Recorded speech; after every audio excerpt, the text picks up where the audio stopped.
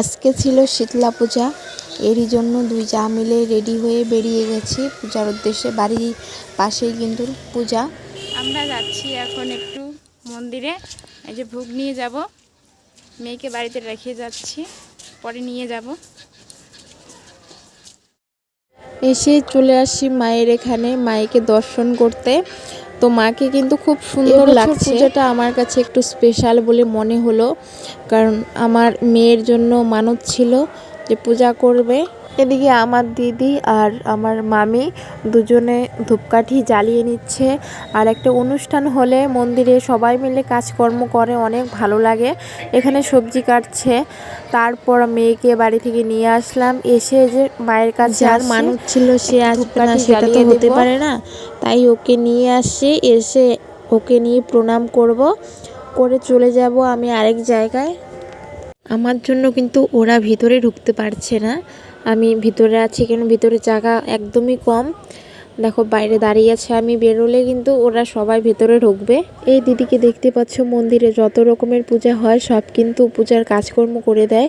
First থেকে last অবধি পূজার সব কিছু দেখাশোনা করে, কি লাগবে না লাগবে। চলে এলাম তমাল গাছের নিচে ধূপকাঠি মোমবাতি ধরিয়ে দেওয়ার জন্য। জানি না এখানে কেন পূজা দেয়, আমি সঠিকটা বলতে পারবো না। এখানে সব সময় সবাই পূজা দেয়, কারো যদি জানা থাকে অবশ্য বলবে, আমার কিন্তু জানা নেই একদম।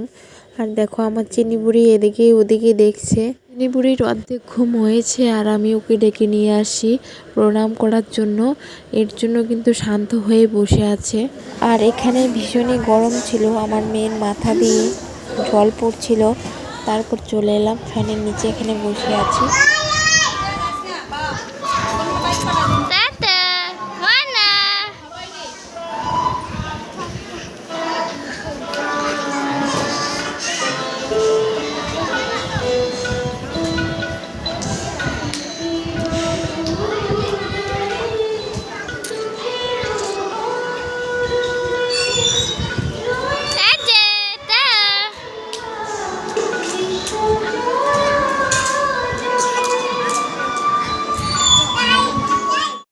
অনেকক্ষণ বসে থাকার পর এখন পূজা হচ্ছে।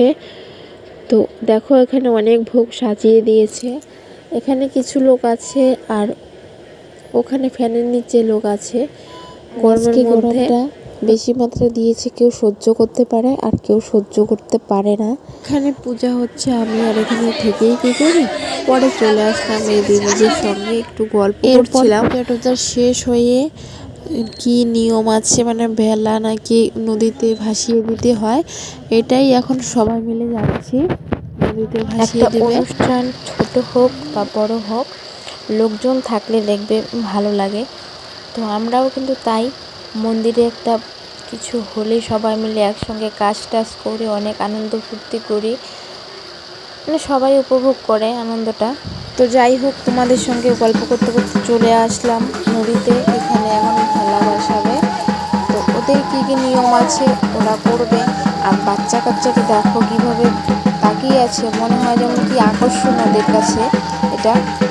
তো রাস্তাতেও কিন্তু লোকজন আছে, এগুলো আর নিচে নামেনি, ওখান থেকে সবাই দেখছে।